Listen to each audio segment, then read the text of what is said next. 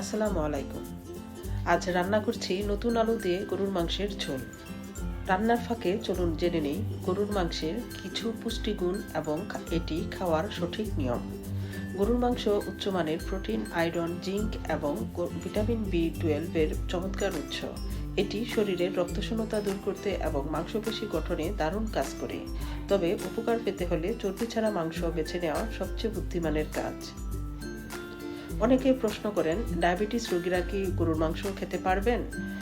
হ্যাঁ, অবশ্যই, তবে পরিমিত। ডায়াবেটিস রোগীদের হার্টের সমস্যার ঝুঁকি থাকে, তাই চর্বিযুক্ত অংশ বাদ দিয়ে রান্না করা উচিত। অতিরিক্ত গরুর মাংস রক্তে কোলেস্টেরল বাড়িয়ে উচ্চ রক্তচাপের ঝুঁকি তৈরি করতে পারে। সুস্থ মানুষের জন্য সপ্তাহে 1 থেকে 2 দিন গরুর মাংস খাওয়া নিরাপদ। একবারে 2 থেকে 3 টুকরোর প্রায় 85 গ্রাম বেশি না খাওয়াই ভালো। আর রান্নায় তেল ও মশলা যত কম ব্যবহার করবেন, পুষ্টি তত বেশি বজায় থাকবে। দেখুন আমাদের ঝোলটা কি চমৎকার রং হয়েছে। রেসিপিটি কেমন লাগলো জানাবেন। মনে রাখবেন, পরিমিত খাবারই সুস্থ জীবনের চাবিকাঠি। ভালো থাকবেন সবাই। আল্লাহ হাফেজ।